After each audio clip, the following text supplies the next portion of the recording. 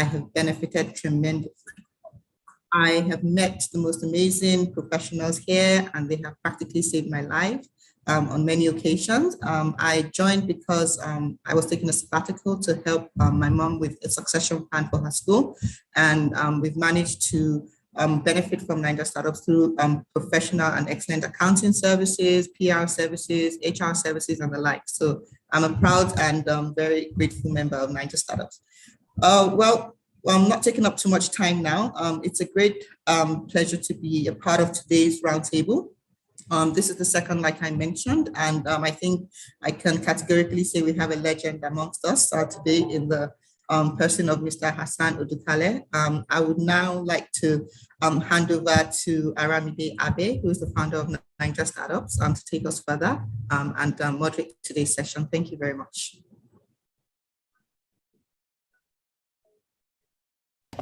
Thanks very much, Yinka, and hello, everyone. You're welcome again to this session.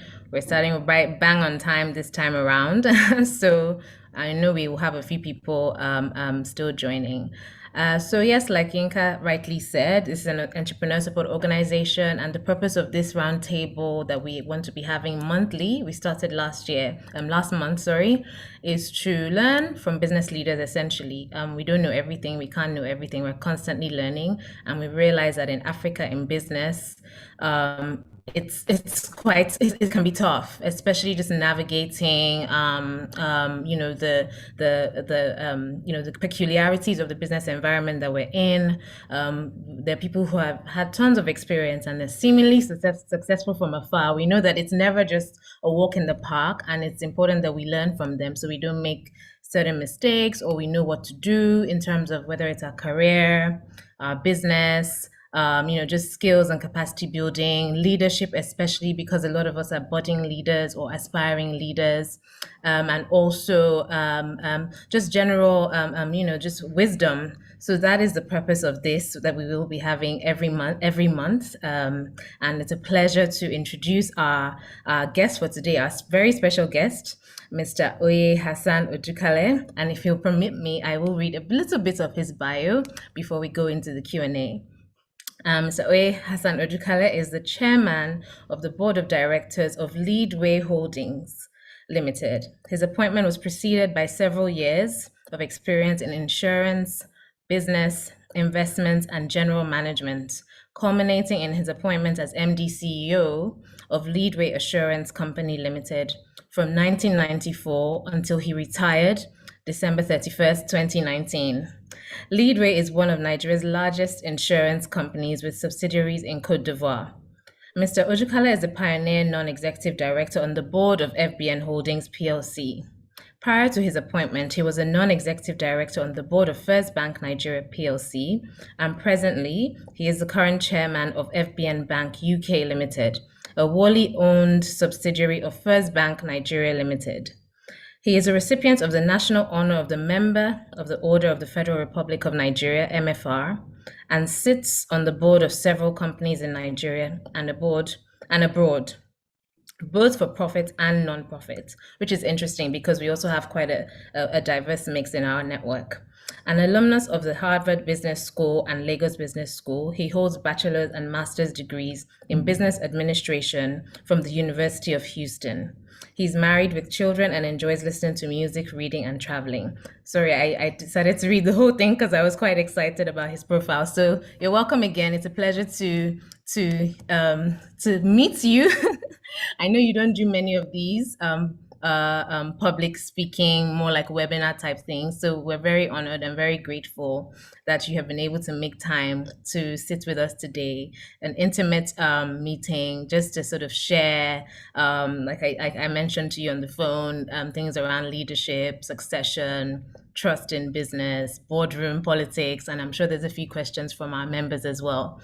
So what I'll probably say as we go into this is, if there are any questions, can you all kindly use the Q&A box and we'll just kick off.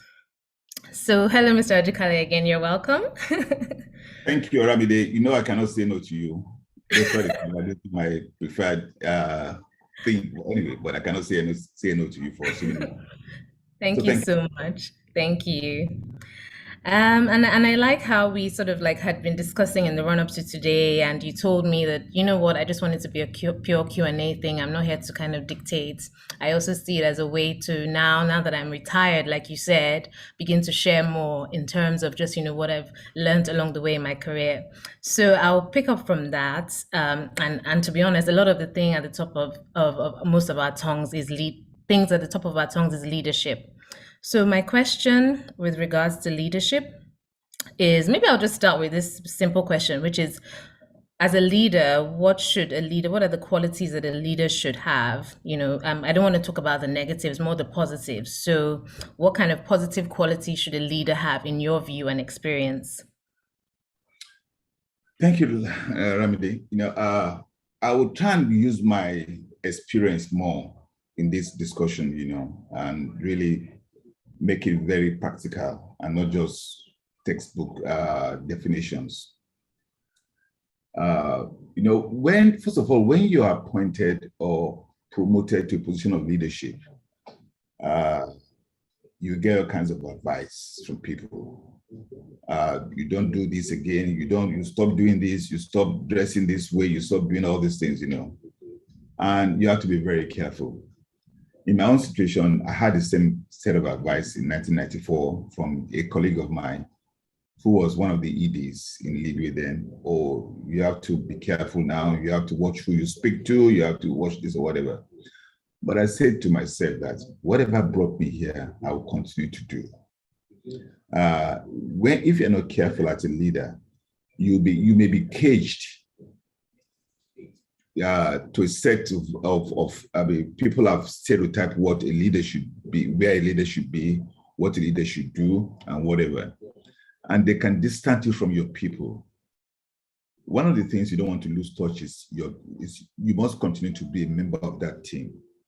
Your people must they must see themselves in you that, yes, I can be this man one day. Not that you are so isolated that they cannot relate to you again. You must continue to relate with your people. So these are just common things, relating with your people. For me also, let me give a typical example, but it may not be useful. It may be, probably, times have changed. What we did in the 90s probably is not applicable in 2020s again. I probably, most likely, is not applicable again. But I remember then that I wanted to buy a car. And I was thinking of the kind of car to buy. And I had the latitude of buying a bigger car, but I said, let me moderate myself. First of all, I live in Ikeja and I pass through Maryland. And a lot of people are standing on the street. And I want my people to be able to relate that, yes, this man is not too far off from us. We too, we can get there, we can own this. If, for instance, I buy a Rolls Royce, the man in the office can never own a Rolls Royce. So he cannot relate with that. For instance, just in an extreme example. So you must make sure that you don't disconnect with your people. Of course, also, there are things like empathy, yes, which is there about humility. It's one thing also you use both in your business and also with your customers, especially in our culture, in our environment here, especially in the southern part of Nigeria or southwest part of Nigeria. Humility is very important. People more, and if they see you as being up there, and they cannot reconcile that this guy is so humble or this woman is so humble, is very, very important in this part of our world. Of course, also you must respect your people. When I say respect, it's in every sense of it. Even your driver, remember your driver has a family also. Don't talk to your driver anyhow. Don't treat your people anyhow. People will say to me, a long time people say that Nigerian employees are the worst employees. I never share that view at all. I never share that view. It depends on what you only get what you give. I never share that view at all. I think Nigerian employees are standing. But sometimes our people are so distant from their employees. They're so inconsiderate. If they want to cut budget, they only cut it at the bottom. They don't cut at the top. So if there's no equity, what do you expect from your people? Of course, honesty and transparency. I mean, that's taken for granted. Integrity. In everything in business also, integrity is very important. You know, we all know that, you know, and it sounds simple, but it's not as easy as that. People always say that nobody will see me, or let me do this one, let me do this one. I always also advise that don't keep too much secrets from in the business from your people. There is a book I read in I think it was Bill Gates, Business at the Speed of Light, or some Business at the Speed of Light. I didn't even know the book a long time ago. And one of the first, when you start reading the book, is that you want to have an open system or something like this closed that you don't share. And of course, when you share information, you demystify the office of the CEO or the executives because everybody knows. But that's the price you pay. That's the price you pay. You can't do much because everybody knows. But at the same time,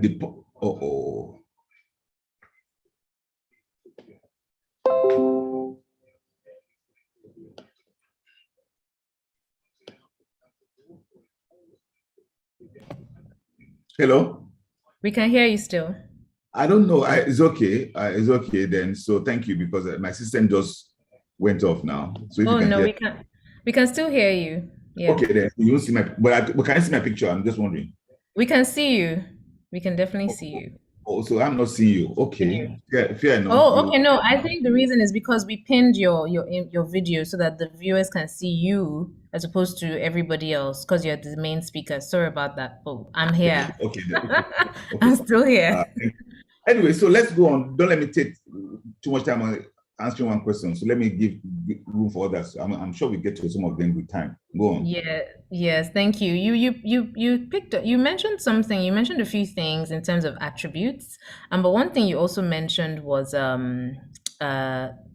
being open, and that really struck me because let me just unpin so people can also see us. Yes, that struck me because vulnerability in leadership is something that people struggle with. So as a leader, being vulnerable and open with your direct reports or your team, or showing that sometimes you don't know it. I think it's an African thing where you kind of want to be authoritarian. So you're not necessarily open. You don't show that you're weak or that you make mistakes, or you're still learning. So do you think that that's a place for a lot of African leaders to work on? Or do you think that it's okay to not necessarily be so vulnerable, but like, be just honest? What are your views there? But let me tell you, for me, it has really worked for me. I have zero ego, zero. So if I don't know, I let people that know guide me. And when I remember a session, we were in a meeting with some brokers in London with March. March is like the #1 broker in the world. And with a very big client in Nigeria, and my colleague who is an ED and in charge in responsible for the account had a big argument with the broker from Nigeria and the client. Anyway, I had on some issue of commission rate, and I now called a timeout, and I now called the broker from Nigeria and the broker in London March to appeal to them or whatever, to appeal to my colleague. Now, the MD of March was wondering that, who is the boss here? I did that. We have some sessions sometimes that I'll make a statement that is not totally correct. That's an extreme. Like I said, I have zero ego.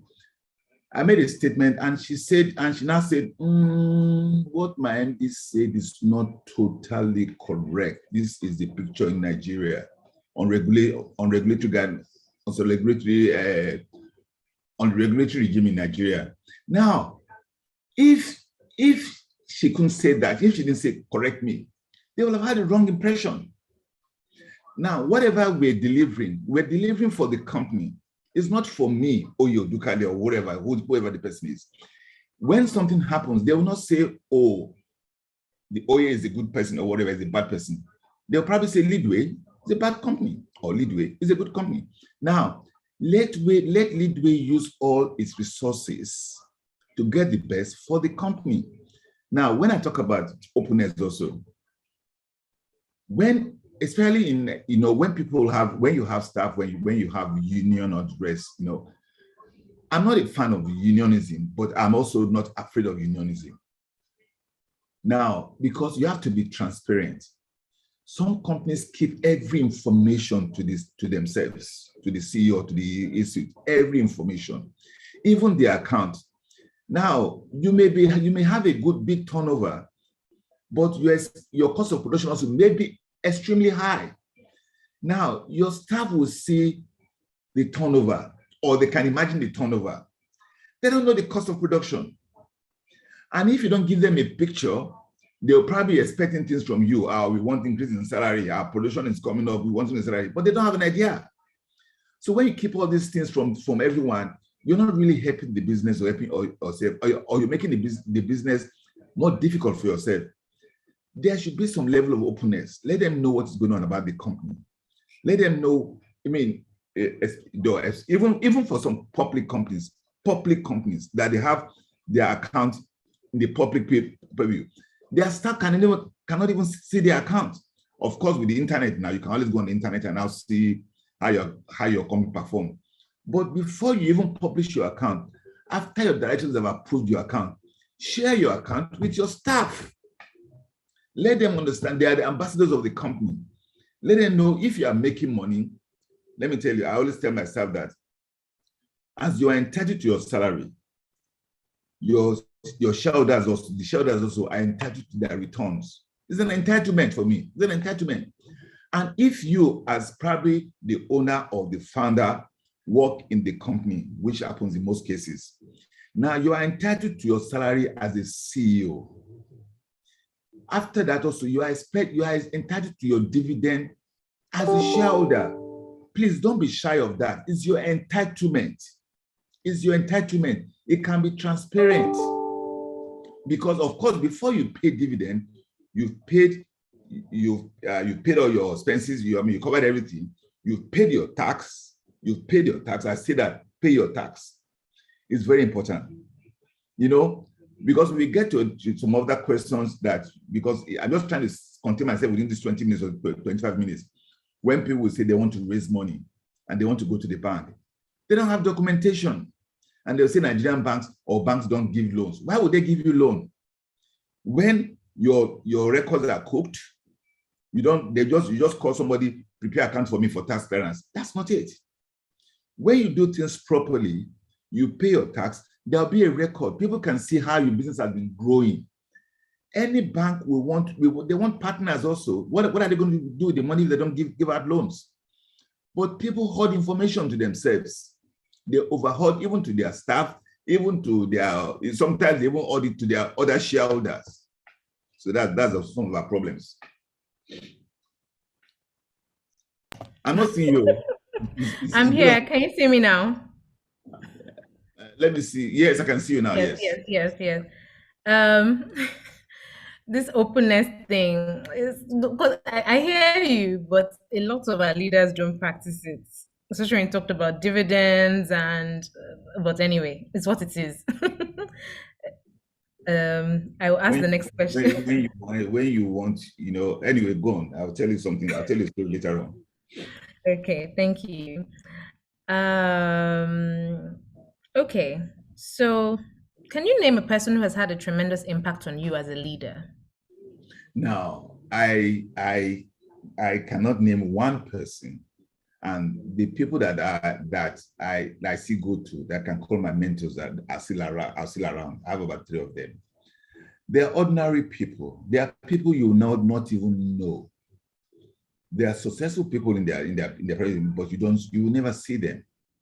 And there are a lot of them in Nigeria, because I look at their values, their integrity. Now, in our own case, what do you need from people? You want to make sure that you are well guided because you face some difficult decisions, And when they have the right values, those are the kind of people that and most of them are older. There are 3 of them are older than me. They're 5 older than me, and I've been friends with them for over 20, 30 years, you know. So those are the ones it's not any known business icon that you say, oh, this, that. No, I don't have those. I have ordinary people with the right But you don't values. want to tell us who. Huh? But you don't want to tell us who. I don't want to give their names now because I don't want to embarrass them, because they're just ordinary people living their ordinary life. And they are not people that you will even know anyway. Their name will not make any sense to you, you know, except I give you some of the business that they are behind. You may not know them, but if you hear one of them, the business, you probably say, oh, okay. But the person, you will not know his name. You will know him. Fair enough. Thank you for that. Okay, so my next question, and we're going to come to questions from the audience, so please feel free to use the Q&A box. I can already see one has come in, but I'm still asking a few that had been submitted prior. How do you continue to grow and develop as a leader? So we're still on leadership. There's quite a few other segments. How do you continue to grow and develop? For me, in my own experience, you know, probably I've been very lucky. I was exposed to boardroom policy or boardroom education for very early in my life, very, very early in my life. And I say to people that people get on board for different reasons, and they are excited for different reasons. Mine was never financial, far from it. I don't go to the company's board just because I can influence this or that. I'm not interested in that.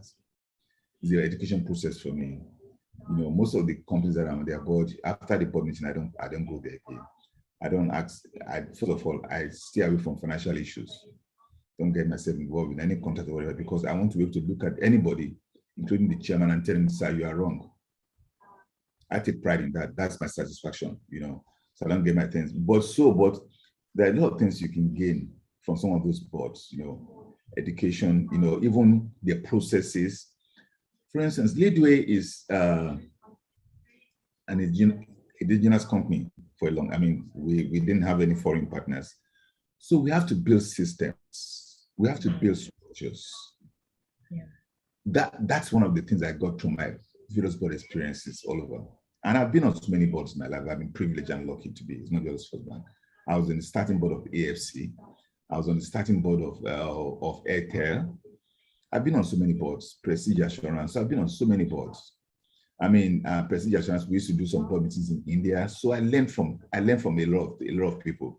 Of course, also I read mostly journals, FT, business. You know, now technology. Now you can read everything right now. I try and catch up what's going on in the world, economics, especially the economics. So you keep yourself on top of things. Yeah. You know, so those are the things. And I've been to a number of executive programs. Okay, some useful, some not very useful to our own environment. For instance, Harvard is a great school.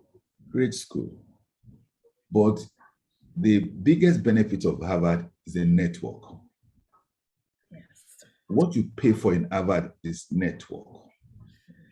Now, for the Americans, even I remember when I did my OPM, one chap, I'm not sure which Asian country he is from, he said, oh, I'm just here just to make sure that I have a certificate for Harvard. He said, in my country, it opens the door. You know, Harvard Club is a big club in my country, and I want to enter that Harvard Club. So, but yes, we have Harvard, and in Nigeria also. I'm not sure although I'm a member. Yes, they're coming up, they're doing something or whatever. But it's really network. It's really network. Some I found very more useful in terms of coaching, business education. I found more useful, and I'll give thumbs up to Walton. You know, for that, you know. But I mean, I haven't been to every business school in the world. Those are the ones I've been to. I think I find Walton very, very useful in addition to other things you do. You know. Okay, thank you so much for that. You said some very profound things there. You got access to board leadership or boardroom sort of the environment early on in your career, and that's probably what stood out for you. Or could it also be that because you're good at relationships, which you are, was some of the things that helped? Of course, even with the boardroom, navigating dynamics, personality types, ego, all sorts of things, agendas. I won't. I was. No, it's not that easy. Not that easy just because we are a nice boy. No, it's more than that. Let's be honest. Uh, we had investment opportunities that we took in Leadway, and give us access to both seats. I'll be frank. It's not just because you are a good boy or whatever. No, no, no, no, no, no. You are when you take an investment position, and you may be lucky to be invited or whatever. But I think that's what really happened in my own case. It's not because I have a relationship with people. No, people know it's more than that. Okay, thank you. So I'm picking on everything you said because I was listening. Then you said you don't focus on the financial aspect. You're very sort of, tunnel visioned when it comes to the board governance. It's not about, oh, the money here. Is that easy to do, especially in an environment like Nigeria with these strong personalities, again, agendas, money is one of the major things, if not one of the most major things when it comes to board and governance. How do you stay away from that and just stay focused with all that? Okay. You use the right word, governance. For every company, the most important thing is governance. A lot of my friends, when they hear that I'm retired, they kind of look at me and they now reflect and get a bit envious that, wow, we are retired. They want to retire also, but they don't know how to go about it. They don't know who to drop their business to. A lot of businesses are hanging now. People don't know what to do with them. I'm telling you, because the owners are getting old. The children may not be interested. And the question is, what do I do with this business? Now, in the beginning, you had zero governance. You keep everything to yourself. You keep every relationship to yourself. Then how can you hand it over?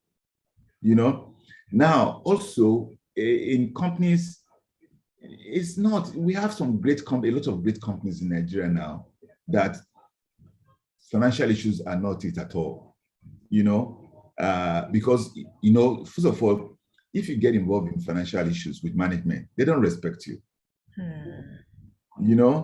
and you are supposed to be as director to challenge management.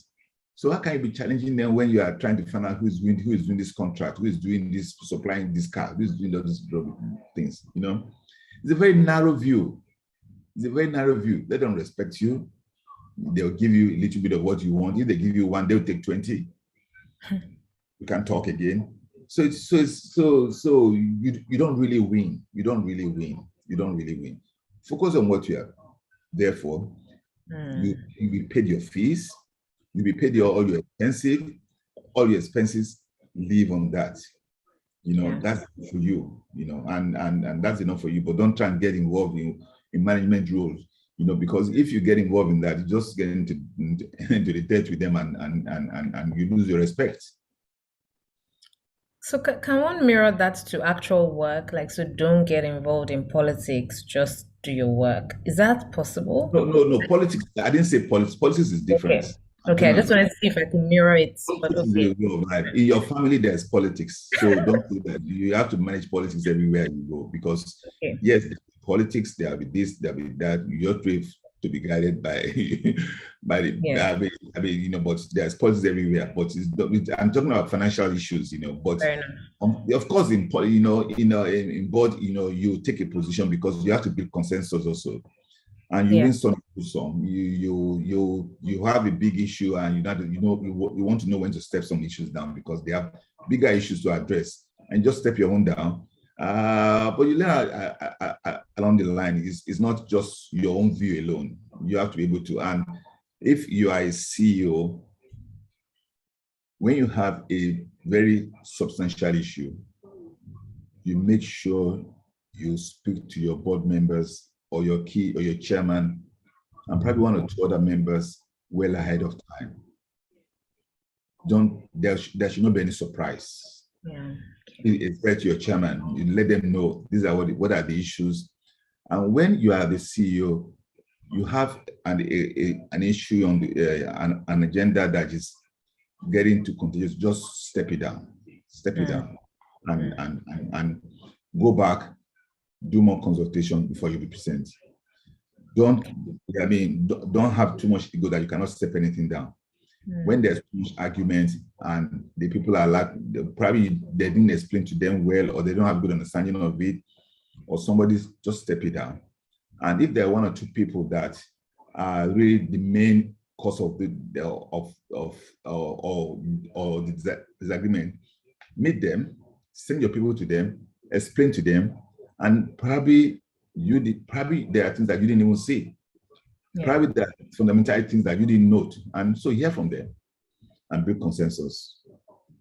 It's that ego thing again, to step it down. Thank you for that. You also mentioned the value of top tier schools. I'm grateful that I attended one as well, but I have to say, what does that say for people who don't necessarily are able to? Does that mean that if you didn't go to Harvard or Wharton, then you don't have the network and so you're at a disadvantage? How does one who did not necessarily go to those schools or doesn't have the resources build their leadership potential and access networks like such? I'll be frank, for me, in my own case, it didn't add much value to my life. I'll be honest to you. So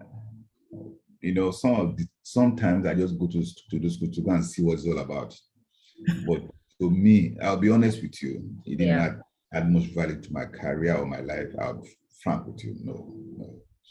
So it's not just going to good schools are good because you build a network. Yeah. A lot of people that went to schools in Nigeria, when we came back in the early 80s, we were envious of our friends who went to universities in Nigeria because schools in Nigeria were great then, and they had a good network, and they were all the ones controlling everything in Nigeria. So we were really envious of them. So we have to really work in to get for them to absorb us and bring us in. So it's not just because you have to look at the environment you are going to operate in. If you are going to operate in this Nigerian environment, you need to build your network in Nigeria. You cannot go and bring network in one foreign land where, although yes, there are some few Nigerians that probably went to school there, but majority of the Nigerians who are running business now went to universities in Nigeria. And they're doing very well. I must have thought. You can get an MBA on YouTube, so I agree with you. I don't know that those schools add anything in terms of like this, the understanding. But you did mention network, which is why I brought that question forward to say, like you said, it opens certain doors. But I take this second. I'm talking about network in Nigeria. Okay. Nigeria. If you go to Harvard, you have a big network in the US, very huge network in the US. Yeah. But if you live in Nigeria, there's not much that you can do with the US network. That's what I mean. Yeah, fair enough. Yes, you can do a little, but it's not much because this is your reality. This is where you're living. This is where your business is, And most of them, your economy is so small, they're not interested anyway in the first instance. They're not interested. And so your own network is, so you need to have, if you have all the network abroad and you have zero network in Nigeria, how can you operate in business in Nigeria? Yeah. Thank you for that clarification. Even Aramide, you with all your schools abroad, your biggest network are your friends in Nigeria. Isn't that the truth? It's true. The ones you went to primary school, secondary school to in Nigeria, they're a huge network now, and they're all doing well. When you guys all go to school abroad, you all come back home someday, or you network back together and you build something together, which is what you are doing now. I'm going to change gears a little bit and Okay. speak about the business environment because you've spoken about how we've all come back or become back. So here we are now in Nigeria with everything going on, with the challenges, and you have people trying to do business and so many different levers and moving parts that work against building a successful business. So I probably have a lot of things to ask, but I'll probably just say, what would you advise someone who's going into entrepreneurship in an environment like Nigeria, harsh business environments, amongst other things? Now, I would. It's tough. It's tough in Nigeria. I won't deny that. It's very tough in Nigeria. I say that people in Nigeria. I remember I was in a program and one guy from India. Well, we was in Atlanta, and we were talking about the work ethics. That you say the Americans work, probably 8 hours. For us to we work even if we work 16 hours, we're not as productive as them because you are working, something will go wrong, your light will go off or whatever. So it's very, very tough. It's very, very tough. But that's the reality you find ourselves. So our people are very hardworking. Yes, there are so many moving parts. It's even the one from government because sometimes you ask yourself, who are your competitors in Nigeria? Sometimes. And you started wondering, is government my competitor? Which should not cross your mind so far you pay your tax or whatever. But sometimes it crosses a lot of people's mind that, am I competing with government? Because you see a lot of obstacles, a lot of things that are probably not necessary, a lot of things coming up from government that is just saying that, wow, with all the problems I'm having, you want to add this to it also, is a challenge. But that's where we find ourselves in Nigeria right now. We only hope that the environment will improve, the political regime will improve, things will improve. And that's why we all have to be more active in politics also.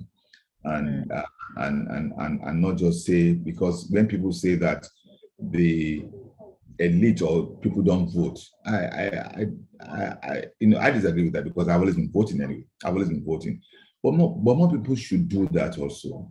Should do that, because if we don't get if we cannot get that fixed, there are problems. There are problems because that's the beginning of the problem, and it cascades all down.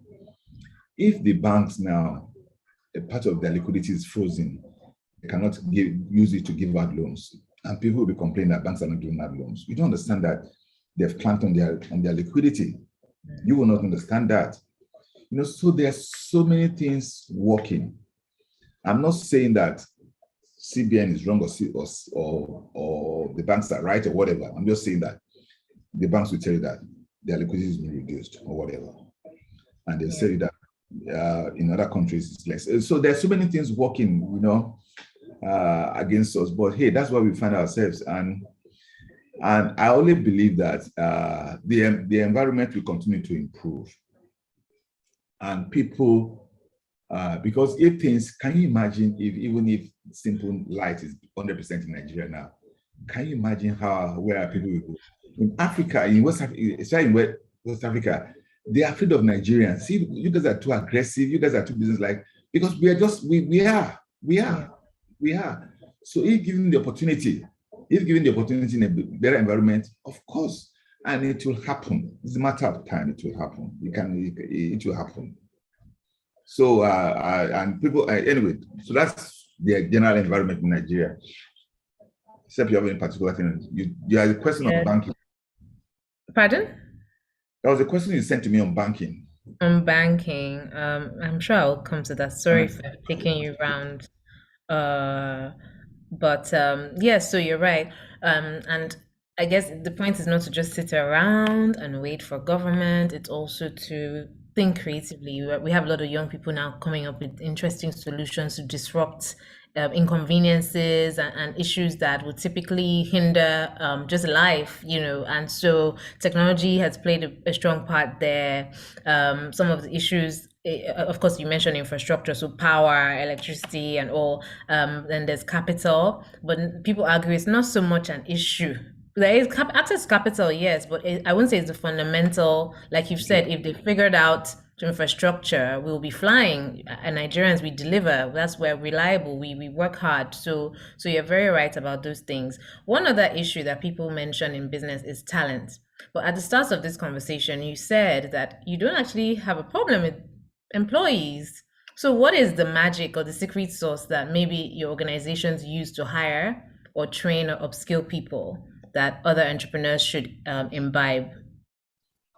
Now, I just made a general comment about Nigerian employees because I hear that people batter Nigerian employees every time that they are the worst, they are this, they are this, they are that, they are that. So just a general comment that Nigerian employees are not as bad. It depends on leadership also, how you handle your employees. That's just a general comment. So I'm not saying that the staff of Leadway are standing or whatever. No. Now, I gave you some things that people need to be more transparent with their staff. They respect people. So I just gave that, So it's not that Leadway has a thing that we just do and we get employees that we all employ from the same market. Everybody's from the same market. And I'm not saying Leadway employees are the best or whatever. No, that's not what I'm saying. But I'm just making a general statement about Nigerian employees. Yeah, thank you. It's just we just wanted to know because all of us are dying to find where the good talent is, but there are solutions. Yeah, but you have to work on it. You have to work on yes. people. I mean, let me, you asked me some question about recruiting of people or whatever. You'll be surprised that all my years as CEO, I probably participated in recruitment of one person, is one CFO. I never participated in recruitment. I set up a process and make sure the process is very durable and the process has integrity. I set up a process depending on who the level we're employing. But at the end of the day, I'll meet with them. I don't just have tea and coffee with them, but not in the selection process. But I participated in interviewing in other companies at a directorship level, but not necessarily in Leadway. I just set up a process in Leadway and for instance, if we want to employ, I think we wanted to employ one CFO, we got about two people, got a consultant from our auditing firm or whatever, and got somebody independent also from another company to join. So it's just independent. So I make sure that they are independent-minded people, and they agree on the process. Like they agree on how to go about it before the interview, and when they go about it, they do their scoring. Most of the time, it works very well for us. Most of the time, but if you now set up and may not be the same people all the time, maybe different set of people depending on the level. But if it's just entry level or middle level, the HR handles that very well. Of course, whatever process we are setting up, the head of HR is a key part of it, or the representative of HR is also inclusive. Thank you very much for that. You highlighted systems in one of the answer, and now you mentioned process again. So clearly, that is what makes or breaks an organization. In fact, we have someone who trained. She's a member of our community. I think she's on now, and she has a process SOPs service that she offers to businesses because people keep stressing it's important, and maybe many of us downplay it. But how can you have a lasting business if you don't have processes and systems? So thank you for bringing that up again. So I'll move on to that question that you had been expecting. It has to do with finance, and then then I'll take a few questions from the audience in the interest of time. Finance, how can medium-scale businesses better position to access funding from commercial banks and other financiers within the formal financial system? Now, I've talked to a number of people on this before, and the first thing I said to them, I asked that, do you have an account? And they said, I don't have an account. I said, how do you want the bank to understand you? They're dealing with too many people. How do they know your track record? Or on some people don't bank or their receipts, or they keep some, they bank some or whatever. Things are not, they don't have good records. The first thing is to make sure when you start your business, put in the structures, the governance structure from day one. Even if you have a board, even if it's two people. I think the CAC they have changed the laws, and I'm not sure how many people can have a board or whatever. Even if it's two people, have the discipline of having a board meeting. It's a discipline. It's a discipline. And I think I've been emphasizing this to younger people. It's a discipline. If it's every quarter, have a board meeting. Because when you're having a board meeting also, it allows you to reflect on your own business. It forces you that you must get your account ready at some point.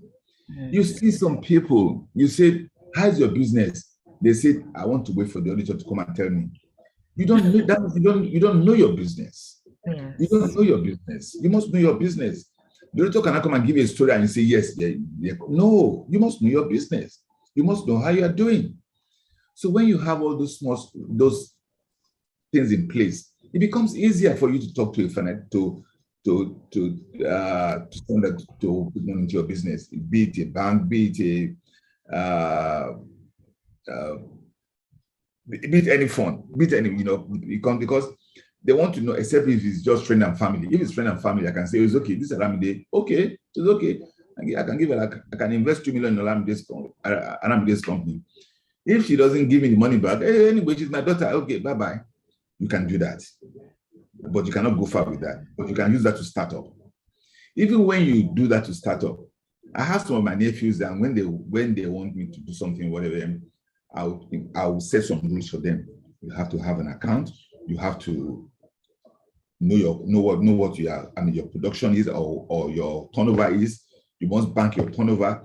Those are the basic things. And when you start that way, it becomes easier for you to talk to the bank.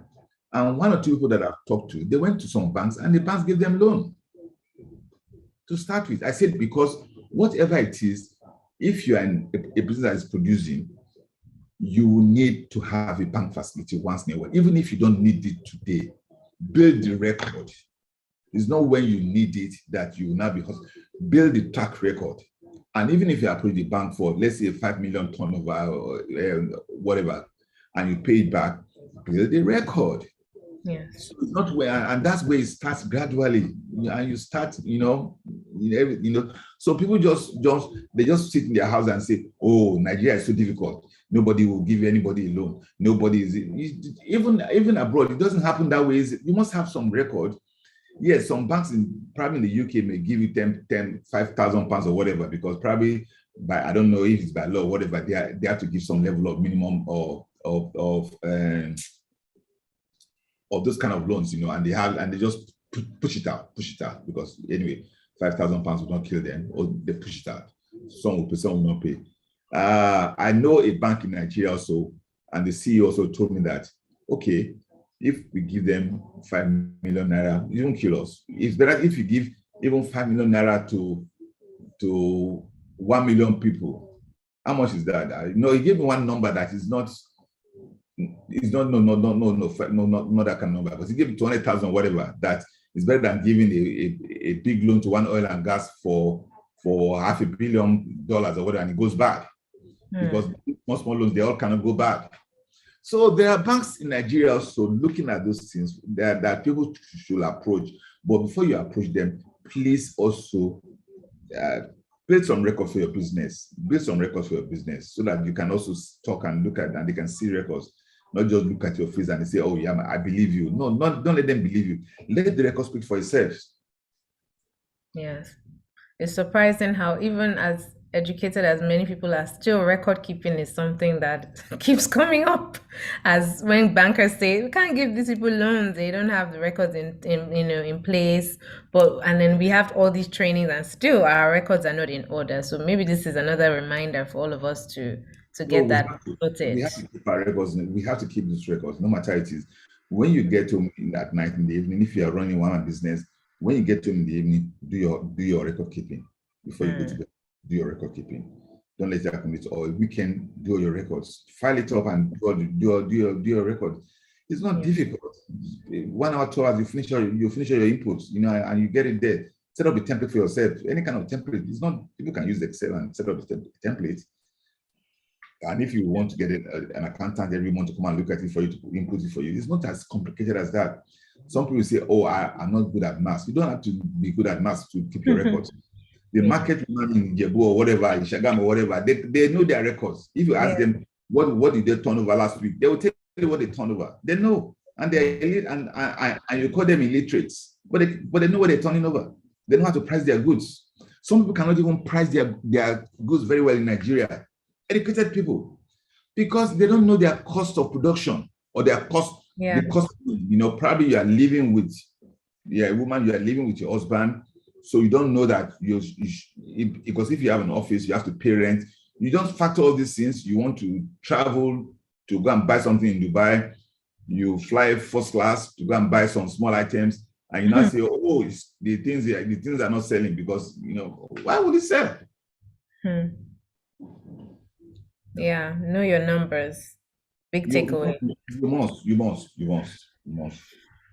Thank you so much. I'm going to move to some questions from the audience now. We have some of our members here. I know them actually, and that's why I wanted to make it an intimate session so we can really get the most out of it. So we have Jade Sola Adedeji. She runs a STEM organization. She's been very successful partnering with international organizations to drive STEM programs in Nigeria and Africa. And she says Nigerian founders are not keen on succession planning as they see the company as theirs. How can they be encouraged to incorporate this in their planning? In the beginning, most people, like I said, I told you earlier on that, some friends spoke to me lately and they asked me, oh, you retired? Oh, and all of a sudden it's just dawned on them that, wow, I have to retire one day. What will I do with this business? Who am I going to hand over it to? And like I said, I have a lot of my friends now who are at the age now, retirement age now, and they're really suffering because no succession, there's no easy succession. Some of them will ask their children, the children are not interested because really when they're growing up, you didn't share the business, you didn't share anything with them. So all of a sudden you say, come and run my business. They'll say, no, they're not interested. Now, but please, the younger ones, don't make a mistake of that, But what I also encourage is partnership also.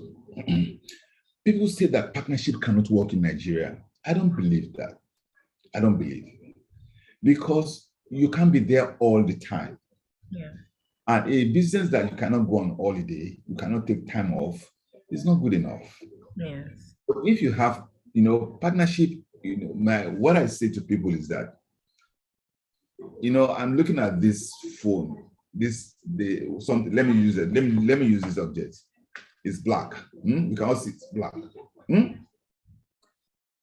If I call it, I have partners in the business, and I say, oh, this phone is black at the board meeting, it's not going to be very difficult for people to accept that it's black because it's black. Yeah. But if I say, oh, I know it's black, I say this thing is light gray or even pink because I'm the owner of the company and all the people are there on my stooge. It's green. And they say, chairman, okay, it's green. Somebody else will say it's pink, it's yellow. That's where they start. If you people say that partnership doesn't work, call it, be sincere to yourself and to everyone. And be honest with everything you do. It's not a problem. If you are not trying to call this black thing purple, it will be difficult for your co-shareholders to call it green. But when you want to call it different color, they call it different color. Then have commotion.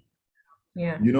So, but if we've had companies that we've partnered with in Leadway, and it has worked very, very well. very, very well, very, very well. Yeah. Even if you are the senior partner, please respect them, carry them along. Don't say because you are the senior partner, you can do anything you want to do. Most of the time, just for courtesy, oh, I want to do this thing, or want to appoint this person to the board. What do you think? Most of the time, they will say, oh, yes, or please, one of these other person, I think he has better qualities. And you just say, wow, I didn't even think of that. But you didn't even talk to them. You just bring it to the board and say, oh, we're appointing this person as director tomorrow. Then I start wondering that, but are we not partners in this business? That's where it started going wrong. So I think for continuity in the business, be honest with people, get people to work with people. And if you work with people, because when you're retiring, most of everywhere they ask you to make to hand over to prepare handover notes, even if you are living on the board or whatever, the retail position, they ask you to hand over notes.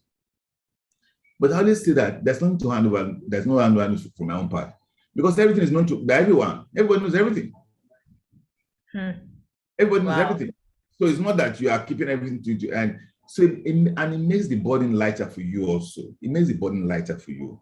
But when people hoard everything, we like to hoard information, hoard everything for no reason, because we think it's powerful. They don't know.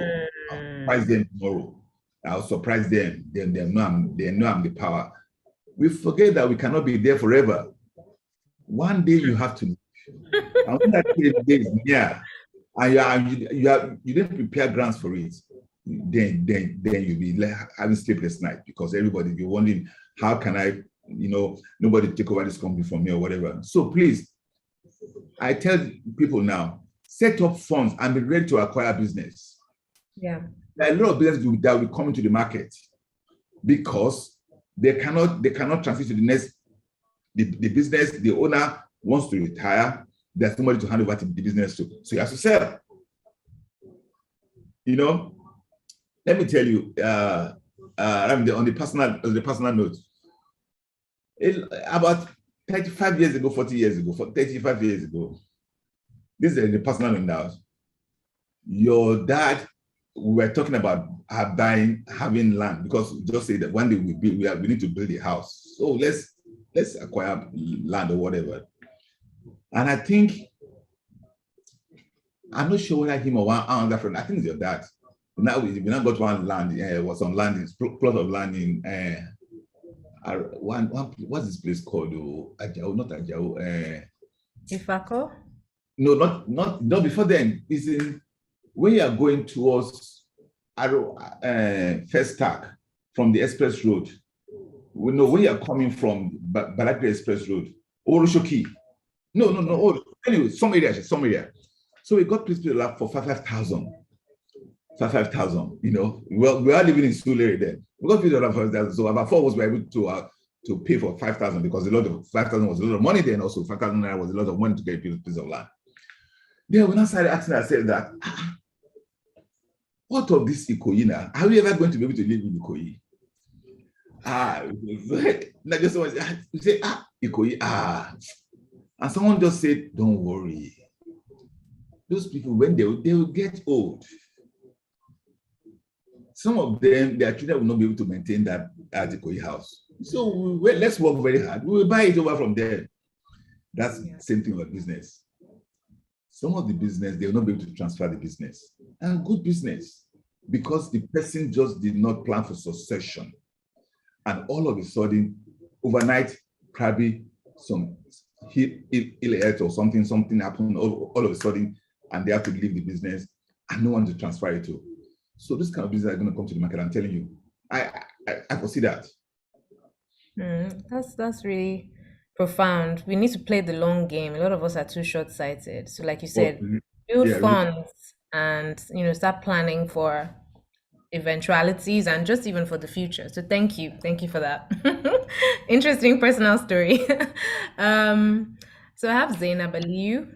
So Zainab is an accountant, has worked in oil and gas, but also now she's a leather goods manufacturer, sources leather in Nigeria and makes luxury leatherware.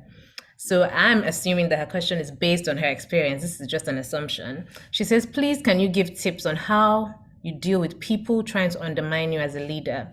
Because what she does, she works with a lot of people who are not necessarily from Lagos. So you can imagine different cultures. This is a woman now saying, this is what you need to do. Then also gender, probably a lot of artisans that she works with are not necessarily her gender. So that's her question. How can you do people who try to undermine you as a leader? Let me tell you, it's everything will unveil with time.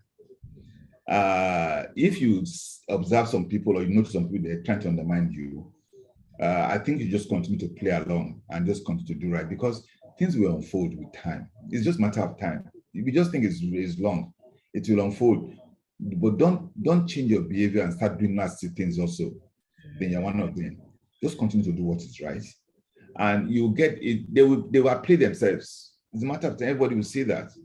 So it's like when you have your own set values, don't allow people to contaminate your values. Yeah. Because of their own bad behavior or what they are doing wrong. Let me tell you, you will get over it with time. It's just a matter of time. You just think it's long, but you'll get over it. And if it's something that is so glaring, confront them, challenge them, talk about it. Why are you doing this? Yeah. Why are you doing this? And when you are doing that, do it in the open, not one-on-one with them alone. Let other people listen, let other people be around. Why do you continue to do this? What have we done? What are we doing wrong? If there's something I should know, if there's something I'm doing wrong, tell me. When you challenge them openly, they step back. They step back. Yeah. Interesting. Thank you for that. So we have Tolu Jayola. She's also an accountant and a finance person. And then she actually launched the first ever professional confidential documents shredding business. So she has these trucks that go around shredding documents for embassies and organizations. You say Shredding, yeah, shredding. So there is a kind of technology in the vehicles. So she's doing that amazing stuff. I think it's the first in West Africa. And so she's worked in professional consulting prior and all of that. So her question is, I would like to serve on boards of small, medium, and large size organizations. What advice will you give your 40-ish year, well, that's all of us, 40-ish year old self to achieve that objective? Because, like you said, you got all that training from exposure to boards. We too, we want that exposure. Now, let me tell so you we now. can learn.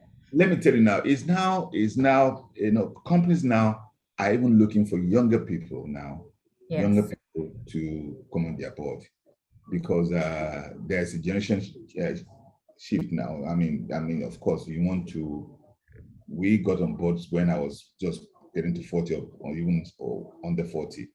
Now, and also there's the gender balance also. But what I always know that for companies like us, a lot of companies, we go through the consulting firms, the big four, Okay. KPMG or whatever. I think you just send them. They all have database for potential directors.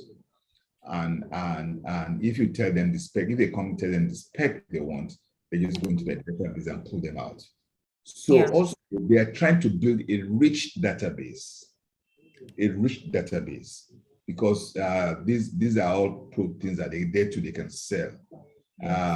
So when you go to one firm, we've been to one or two firms, and they've always been getting directors for us. In most of our directors, we go to them we define the scope, the demand specification of what we want, and we send it to them, and they give it to us. And most people now are looking for 40-ish, under 40-ish. That's what people are looking for now. So it's the right time for you. But I think because you can't know everybody. But when you send it to some of those firms, they keep it in the database. And if they have something that someone is looking for, and even now there's a lot of there's gender balance, which is not as bad in Nigeria. I'll be frank. Yeah, that's true. It's not as bad in Nigeria, but it can get better.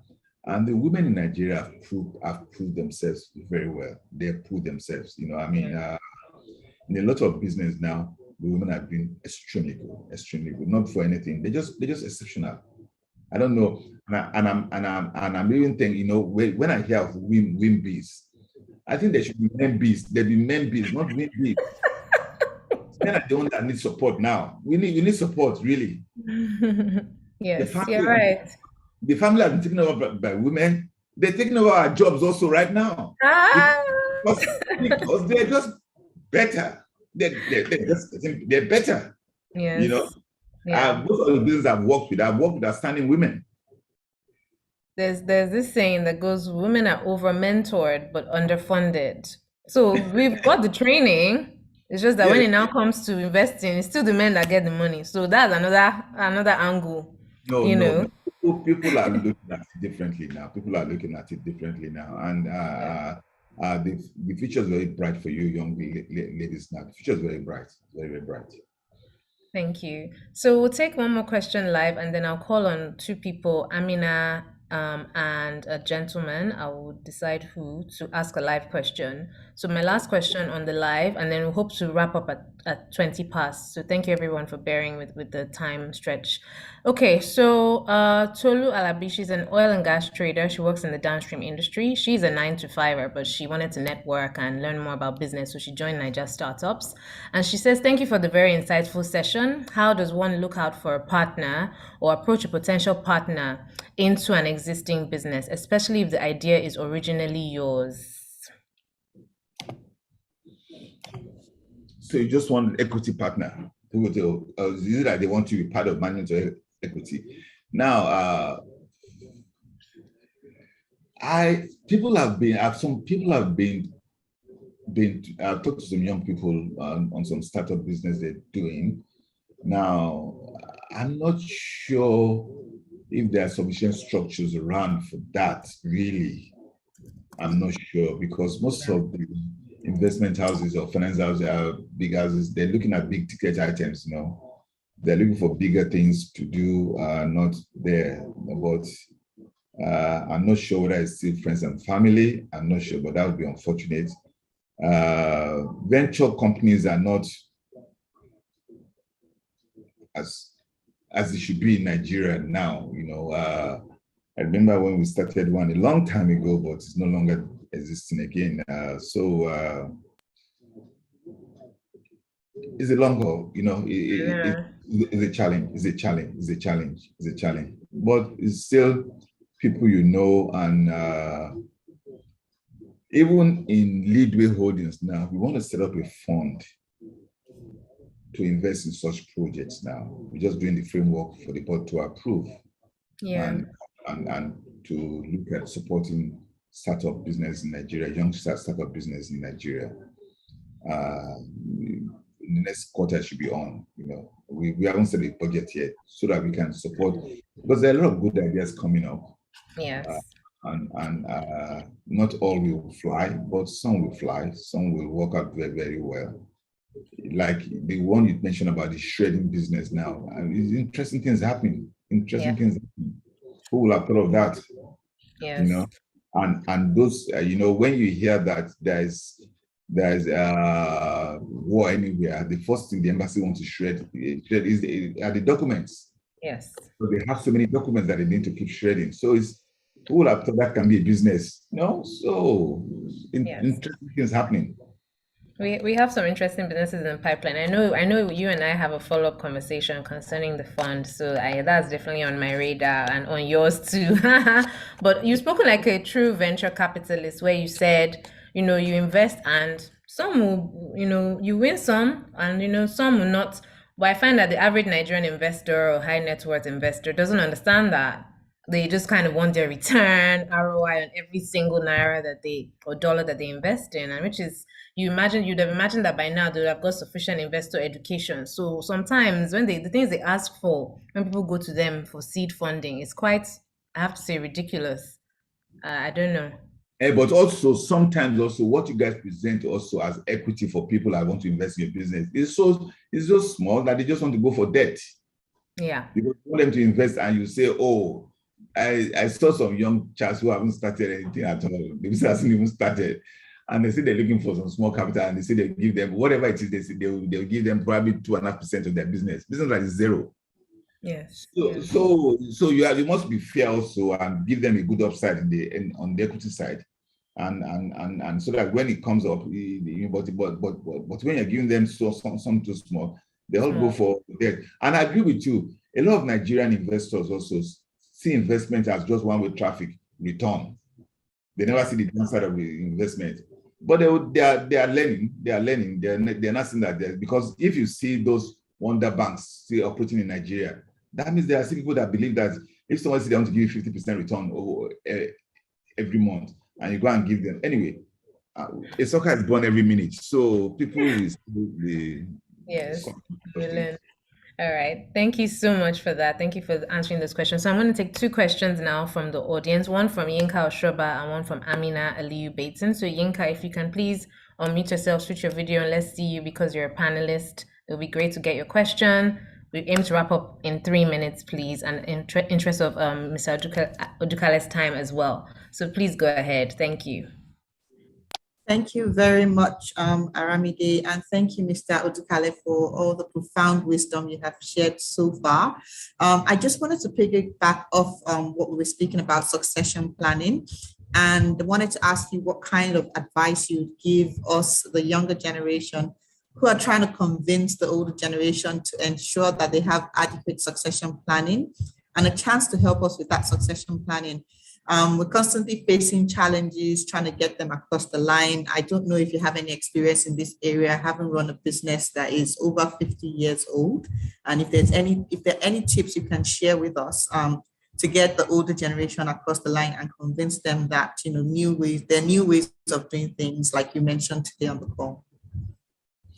Now, it's difficult for me to tell you how to convince the old people. It's easier for me to talk to the old people and tell them that there's a lot of wisdom in them having a succession plan. A man that doesn't want to share anything about his business, that's, for you. But sometimes when I tell, especially if it's a family-related business, I just tell the children to be patient. Because sometimes people get upset and they leave the business early and they just get upset and say, no, I'm not going to work with my daddy again and leave, because it's much easier when you build on something that is existing. It's much easier. And in Nigeria, we lose that track because we all want to start something anew. And before this month if something has happened and you are starting anew, somebody is starting anew again, we're just not moving. But if we can continue to build on what is existing, and we can move it from hand to heart. When you see family-related business, which most business in the world, over 70% started as family-related business anyway, over 80% of business in the world started business. But they've moved from even they start as family and they become public or whatever. That's their foundation. They're for fun. Why can't we have a business in Nigeria owned by Nigerians for 100 years, for 200 years? Why is their own story different? And if you work for 30 years, 40 years building a company, and you die and the company just dies, and because I see some people, because probably your father is making shoes or doing something about leather or whatever, and because your daddy is so difficult or your mother is so difficult, you say, I'm not going to touch leather in my life, I'm going to go and start making cake. Okay, but you can get more traction if you continue with that leather business. Yeah. Because something you say yourself also, that these people will never live forever. That my own time will come. No matter what it is, there's nature. They cannot live forever. And when they are getting old or when they are sick, they now be nervous. Who will I hand over the business to? Who will I hand over the business to? So it will come. But it's much easier for me to talk to people who are my age group, who need to plan for succession or do something about their succession plan. It's much easier. But for the younger ones, for the next level, it's if you don't have a good reception at the higher level, or someone listening here at the higher level is difficult. It's difficult. You just have to be patient. But we are all patient. Sometimes even if your dad, you get so upset with him that what's wrong with this man? This thing is so simple. This thing is so simple. Can't you see? And you'll be wondering, and he will be saying to you that I started my business myself. I know what it takes. You cannot come and tell me, you this small girl, that this is what I should do. You're gonna step in. And your father will just not want to accept what you are saying because he just believes that he started the business. He knows better than you. He goes steps in. He's going to use himself. Thank you very much. That's helpful. So I'll be coming to you for that session with my parents. Thank you. She's bringing her parents with her. Okay, now we have Amina Ali Bateson. I mean, she does so many things. She wears many hats. I'll let her introduce herself and ask a question, and then we wrap up. Thank you. Hello.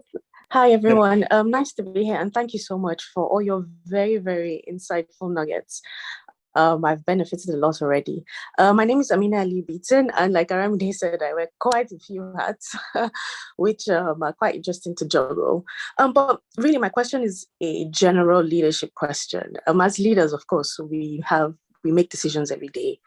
And from making decisions, of course, we make mistakes. I've made a few myself, as I'm sure other leaders have. But my question is really, when we make these mistakes that come from us, how do we kind of get through those mistakes without demoralizing the group? So my question is two-pronged, really. Me as a leader, how do I get past making a mistake? And also when my team make a mistake, how can I correct without, like I said, making it a demoralizing affair, especially when it's a big mistake? Thank you. First of all, when you make your own mistake you should be honest with yourself and honest with your team. That is a mistake. I goofed. Sometimes laugh at yourself that I goofed, and let them know that you can make a mistake. You as their leader, you can make a mistake because they're just human. You read the thing wrongly, totally, and it just didn't work. So don't keep it to yourself. Share it with them that I'm sorry, I made this is a mistake. Oh, this guy was, let me just narrate you the story also. Before the lockdown, our HR manager in Leadway came up with a program of working at home. Just before I retired, that was about, let's say, June of 99. She was employed about 3-4 years, and she's coming with so many changes. A lot of the changes, okay, but I was struggling with some of these changes. That's when I know I have to retire because it's just not my time again. I can't understand some of the things she's trying to do. So I just said to myself, let me get out of this place because before they throw me out. Now, about June of 99, she now said we should have a program of work at home, from people working at home, taking some working at home in a few couple of days, they work at home, probably 1 or 2 days or whatever. When I saw it, I flipped. I said, what's wrong with this girl? What's wrong with this girl? She wants to change everything. So I have 2 EDs and I need their concurrence. Because if I don't have their concurrence, and most of the time I never get their concurrence. So I just lose the battle. So I went to one of them. So I said, have you seen what this lady wrote? Working at home? And she said, I think it's too early. I was happy that she was on my side. I went to the other one. Also, I agreed to my side. Then I bashed her. You, what do you want? What do you mean? What do you mean? What we are moving too fast for us. Why, Now, come December, come 2022, 2020 March, COVID. Come April, lockdown, working at home. This lady suggested we try only about 10 months ago. I just laughed at myself and I called her. I say, you said this thing, I nearly battered your head. But look at where we are now. So it happens. Now, that was the first one. And if it's your team that made a mistake, I think the second question is your team. I'm not sure. Is that your second question? if it's your team, you have to share it with them. That is, I mean, it's how you present it to them. It's how you present it to them. That is it's just your presentation and how you take it. Because sometimes people will make mistakes also, and they'll cover it up because they don't know whether they'll lose their job or whatever. But if the system is open enough, yes, there'll be mistakes. But you look at it, what is the intention? What did they intend to do? Somebody is trying to grow the business for the company, and they made the wrong judgment. But it's not for their own personal benefit. Not for their own personal benefit. That's very important. Because if you're trying to push something for the company, okay, you can be wrong sometimes. But so I separate that if you are making suggestions to drive the business, to drive the interest of the organization, and you made it fall somewhere, I'll help you stand up. Except I know that it's for personal interest, then it becomes a different kettle of fish totally. Wow, so profound. Thank you so much. We Thank you. appreciate all the wisdom. Thanks, Amina, that you shared with us today. It was definitely time well spent. I don't regret having asked you to do this. So I just want to say thank you on behalf of our Niger Startups members. This is on YouTube, so it will be live streamed, and there will be a replay available. I just want to say thank you again for taking time out of your busy schedule with all the things that you're doing, for sharing with us, for teaching us, for reminding us the things that are important to business. We don't take it for granted, and hopefully we will all adopt those practices going forward. So thank you very much. It was a real honor to have you something here. I said to you earlier on. I said men need support. Throughout this discussion, yes. I'm seeing one Somi Olive. I haven't seen any man. That's a lady. So I'm just. Some is a lady. We okay. have some men here. We have no. I'm just saying that. We have please, DJ. Hold on. Just support the men. Also, just carry the men along, please. I'm just begging you. Carry the men along. Also. I have more men in my team than women. I have more men. I'm trying to. We have men.